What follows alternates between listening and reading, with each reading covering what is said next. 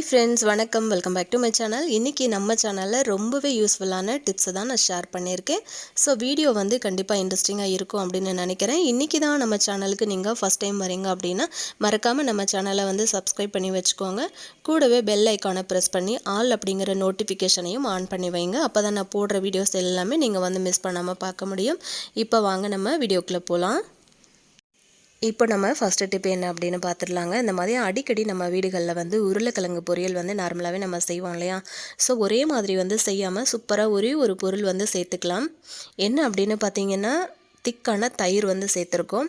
So நான் இன்றைக்கி ஒரு 4லேருந்து 5 உருளைக்கிழங்கு சின்ன சின்னதாக எடுத்திருந்தேன். ஸோ அதுக்கு வந்து ஒரு 1½ டீஸ்பூன் அளவுக்கு, அதாவது 1½ ஸ்பூன் அளவுக்கு தயிர் வந்து சேர்த்துருக்கேன். கொஞ்சம் புளிப்பு இல்லாத தயிராக சேர்த்துக்கோங்க. இந்த மாதிரி சேர்த்து உங்களோட உருளைக்கிழங்கு பொரியலை செஞ்சு பாருங்கள். வேறு லெவல் டேஸ்ட்டில் இருக்கும். ரொம்பவே அட்டகாசமாக இருக்கும். கண்டிப்பாக ஒரு தடவை வந்து ட்ரை பண்ணி பாருங்கள். இப்போ நம்ம அடுத்த டிப் என்னென்னு பார்க்கலாம். இந்த மாதிரி ஒரு சின்ன கப்பில் வந்து உப்பு வந்து எடுத்துக்கோங்க. எந்த உப்பாக இருந்தாலும் ஓகே தான். இந்த உப்பை வந்து நம்ம எங்கே வைக்க போகிறோம் அப்படின்னு பார்த்தீங்கன்னா, ஃப்ரீசரில் வந்து வைக்க போகிறோம். ஒரு கார்னரில். இந்த மாதிரி நீங்கள் வைக்கிறதுனால உங்களுக்கு வந்து ஐஸ் கட்டி சீக்கிரமாக அதிகமாக பிடிக்குது அப்படின்னா அது வந்து நல்லா கண்ட்ரோல் ஆகும். அதே சமயத்தில் ஃப்ரிட்ஜில் வந்து நீங்கள் நான்வெஜ்ஜு அந்த மாதிரிலாம் வைக்கும்போது ஃப்ரீசரில் உங்களுக்கு வந்து எந்த ஒரு பேட் ஸ்மெல்லும் வந்து வராமல் இருக்கும். ஸோ நார்மலாகவே உப்பு வந்து ஃப்ரீசரில் இருக்கும்போது வந்து பார்த்திங்க அப்படின்னா ஐஸ் கட்டியும் ஃபார்ம் ஆகாது. அதே நேரத்தில் பேட் ஸ்மெல் எதுவும் வராது. ஸோ ட்ரை பண்ணி பாருங்கள். இப்போ நம்ம அடுத்த டிப் என்னென்னு பார்க்கலாம். இந்த மாதிரி நம்ம வீட்டில் கடுகெல்லாம் தாளிப்போம் இல்லையா? குழம்பு பொரியலுக்கு தாளிக்கும் போது டக்குன்னு வந்து வெடித்து ஃபுல்லாகவே பறந்துடும். அதாவது நம்ம சேர்க்குற கடுகில் வந்து பார்த்திங்கன்னா 3/4 கடுகு வந்து ஃபுல்லாக வெடித்து சிதறிடும். ஸோ அந்த மாதிரி ஆகாமல் இருக்கிறதுக்காக ஆயில் காஞ்சதுக்கப்புறமா ஒரு கொஞ்சோண்டு மஞ்சள் பொடி வந்து சேர்த்துக்கோங்க. சேர்த்ததுக்கு அப்புறமா நீங்கள் வந்து கடுகை சேர்த்து பாருங்கள். உங்களுக்கு 1-2 கடுகு தான் வெளியில் பறக்குமே தவிர மற்றபடி நீங்கள் சேர்க்குற கடுகு எல்லாமே வந்து ஆயில்லையே நின்றுடும். இந்த மாதிரி செய்கிறதுனால உங்களுக்கு வந்து அடுப்பு மேலே வந்து நிறைய கடுகு வந்து தெறிக்காமல் இருக்கும். ஸோ நார்மலாகவே நம்ம வந்து கடுகு தாளிக்கும் போது வந்து பார்த்திங்கன்னா சுற்றி அடுப்பு எல்லாமே வந்து ஃபுல்லாக பறந்து பார்க்குறதுக்கு அசிங்கமாக இருக்கும். ஸோ அந்த மாதிரியும் ஆகாமல் இருக்கும். கண்டிப்பாக இந்த டிப்பு உங்களுக்கு ரொம்ப ரொம்ப யூஸ்ஃபுல்லாக இருக்கும் அப்படின்னு நினைக்கிறேன். ஸோ இதையும் வந்து ட்ரை பண்ணி பாருங்கள். இப்போ நம்ம அடுத்த டிப் என்னென்னு பார்க்கலாம். இந்த மாதிரி கோல்டு தோடெல்லாம் நம்ம வந்து ரெகுலராக யூஸ் பண்ணுவோம். இல்லை குழந்தைங்களுக்கு வந்து ரெகுலராக போட்டு விடுறோம் அப்படின்னா டக்குன்னு அந்த திருகாணி கூட சில சமயங்களில் வந்து ரொம்பவே லூஸாக இருக்கும். அதாவது டக்குன்னு அது வந்து கலண்டு விழுற மாதிரி இருக்கும். ஸோ ரெகுலராக நம்ம வந்து வீட்டில் வந்து வேர் பண்ணிகிட்டு இருக்கும்போது கூட வந்து இந்த மாதிரி கலண்டு கூட அடிக்கடி வந்து விழுற மாதிரி இருக்குது அப்படின்னா இதை வந்து நீங்கள் நெயில் பாலிஷ் வச்சு சீக்கிரமாக, அதாவது சூப்பராக நம்ம வந்து சரி பண்ணிடலாம். இந்த பின்னாடி அந்த திருகாணி இருக்கு இல்லையா? அந்த திருகாணியில் வந்து பார்த்திங்கன்னா கொஞ்சமாக வந்து நெயில் பாலிஷ் வந்து அப்ளை பண்ணி விடுங்க. அந்த கம்பி இருக்குது பாருங்கள், அந்த கம்பியில் வந்து வச்சு விட்டுருங்க. இந்த கம்பியில் வைக்கிறதுனால நீங்கள் அது என்ன ஆகும் அப்படின்னு பார்த்தீங்கன்னா, நம்ம வந்து அந்த தோட்டுக்குள்ளே வந்து இந்த திருகாணி போட்டதுமே நல்லா டைட்டாக உள்ளே போய் காஞ்சு நல்லா பிடிச்சிக்கும். ஸோ உங்களுக்கு வந்து சீக்கிரத்தில் கலண்டும் விழாது. இந்த மாதிரி உள்ளே செட் பண்ணிவிட்டு நீங்கள் வந்து குழந்தைங்களுக்கு போடுறதா இருந்தாலும் சரி, நீங்கள் போடுறதா இருந்தாலும் சரி, இந்த மாதிரி செஞ்சுட்டு நீங்கள் வந்து போட்டிங்க அப்படின்னா உங்களோட தோடு வந்து ரொம்ப சேஃபாக இருக்கும். திருகாணி வந்து சீக்கிரத்தில் கலண்டும் வராது. ஸோ இந்த டிப்பையும் வந்து ட்ரை பண்ணி பாருங்கள். இப்போ நம்ம அடுத்த டிப் என்ன அப்படின்னு பார்க்கலாம். நார்மலாக ரெகுலராகவே நம்ம வந்து யூஸ் பண்ணுற மிக்ஸி ஜாரில் பார்த்திங்கன்னா அந்த மிக்ஸி கப்பு வந்து சீக்கிரத்தில் அந்த வாசர் வந்து லூஸ் ஆகிட்டு வந்து தண்ணி வெளியே, அதாவது நம்ம அரைச்சிட்டு இருக்கும்போதே வந்து பார்த்திங்க அப்படின்னா நம்ம அரைச்சிட்டு இருக்கிற பொருள் வந்து லைட்டாக கசிய ஆரம்பிச்சிடும். ஸோ அந்த மாதிரி ஆகாமல் இருக்கிறதுக்கு இந்த மாதிரி ஒரு ரப்பர் பேண்டு வந்து போட்டு விட்டுருங்க. இந்த மாதிரி அந்த மூடி, அந்த வாசல் இருக்கலையும் அதை சுற்றி வந்து போட்டு விட்டுட்டிங்க அப்படின்னா அடுத்த தடவை நீங்கள் வந்து அரைக்கும் போது நல்லா அது டைட்டாக பிடிச்சிக்கும். உங்களுக்கு வந்து எதுவுமே லீக்கேஜ் வந்து ஆகவே ஆகாது. ஸோ கண்டிப்பாக இந்த டிப்பையும் வந்து ட்ரை பண்ணி பாருங்கள். இப்போ நம்ம அடுத்த டிப் என்னென்னு பார்க்கலாம். இது ரொம்ப ரொம்ப யூஸ்ஃபுல்லாக இருக்கும் கிச்சனில் அப்படின்னு நினைக்கிறேன். இந்த மாதிரி சின்ன சின்ன குட்டி குட்டி பிளேட்ஸ் வந்து நம்மக்கிட்ட நிறைய இருக்கும் இல்லையா? ஸோ இந்த பிளேட்ஸை வந்து நம்ம எங்கேயாவது அடுக்கி வச்சுருக்கும் போது ஒன்று எடுத்தோம் அப்படின்னா மொத்தமாக எல்லாம் வந்து கீழே விழுந்துடும். அதே மாதிரி பாத்திரம் அடுக்கிற ஸ்டாண்டில் கூட வந்து பார்த்திங்கன்னா மேலே வந்து பிளேட்டு மாட்டி வைக்கிற இடத்துல வைக்கவும் முடியாது. இது சின்னதாக இருக்கிறதுனால அந்த ஹோல்ஸில் வந்து நிற்காது, டப்புன்னு கீழே விழுந்துடும். ஸோ இதை எப்படி நம்ம வந்து மேலே ஒரே இடத்துல ஆர்கனைஸ் பண்ணி வைக்கிறது அப்படின்றது தான் பார்க்க போகிறோம். பாருங்கள், நான் ஒரு பிளேட் வந்து வச்சு காட்டுறேன். ரொம்ப அது பெருசாக இருக்கிறதுனால நம்ம பெரிய பிளேட்டு மட்டும்தான் அதில் வந்து வைக்க முடியும். ஸோ அதுக்காக உங்கள் வீட்டில் இருக்கிற ஏதாச்சும் ஒரு கரண்டி, நான் வந்து இந்த வுட்டில் இந்த கரண்டி வந்து எடுத்திருக்கேன்.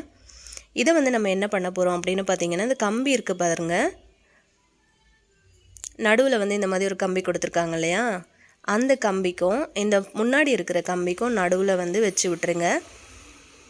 இந்த மாதிரி நீங்கள் வைக்கும்போது எவ்வளோ பிளேட்ஸ் வேணும்னாலும் நீங்கள் வந்து அடுக்கி வச்சுக்கலாம். உங்களுக்கு எத்தனை பார்ட் வந்து வேணும் அப்படிங்கிறத மட்டும் பார்த்துட்டு நீங்கள் அதுக்கேற்ற மாதிரி நீங்கள் வச்சுக்கலாம். இந்த மாதிரி உட்டால் ஆன கரண்டி இருந்ததுன்னா வச்சுக்கோங்க. அப்படி இல்லைன்னா ரெகுலராகவே வந்து நீங்கள் ஒரு கம்பி ஒன்று வந்து கட்டி விட்டுட்டிங்க அப்படின்னா ரெகுலராகவே உங்களுக்கு வந்து அதில் வச்சுக்கலாம். அதாவது 2 பக்கமாக கூட நீங்கள் பிரித்து வந்து அந்த கம்பியை கட்டி விட்டுக்கலாம். இப்போ பாருங்கள், நான் வந்து கரெக்டாக செட் பண்ணிட்டேன். இப்போ இந்த மாதிரி வச்சதுக்கப்புறமா நம்ம வந்து பிளேட்ஸை வந்து அடிக்கிடலாம். குட்டி குட்டி பிளேட் அப்படிங்கிறதுனால நம்ம எங்கேயுமே வந்து கரெக்டாக ஒரு இடத்துல வைக்க முடியாது. ஒன்று எடுத்தால் ஒன்று வந்து விழுற மாதிரி இருக்கும். ஸோ இந்த மாதிரி செஞ்சுட்டு நீங்கள் வந்து எவ்வளோ பிளேட்ஸ் வேணும்னாலும் வந்து அடுக்கி வச்சுக்கலாம். கண்டிப்பாக இந்த டிப்பும் உங்களுக்கு வந்து யூஸ்ஃபுல்லாக இருக்கும் அப்படின்னு நினைக்கிறேன். ஆல்ரெடி நம்ம சேனலில் நிறைய டிப்ஸ் வந்து நான் ஷேர் பண்ணியிருக்கேன். ஸோ கண்டிப்பாக அந்த டிப்ஸ் எல்லாம் வேணும்னாலும் நான் வந்து டிஸ்கிரிப்ஷனில் லிங்க் கொடுக்குறேன். நம்ம சேனல் பிளேலிஸ்ட்லேயும் இருக்குது. ஸோ பாருங்கள், நம்ம பிளேட்ஸ் எல்லாம் அடுக்கிட்டோம். ஸோ கண்டிப்பாக ட்ரை பண்ணி பாருங்கள் இந்த டிப்பு. இப்போ நம்ம அடுத்த டிப் என்னென்னு பார்க்கலாம். ரொம்ப யூஸ்ஃபுல்லான ஒரு டிப்பாக இருக்கும் அப்படின்னு நினைக்கிறேன் இந்த டிப்பு.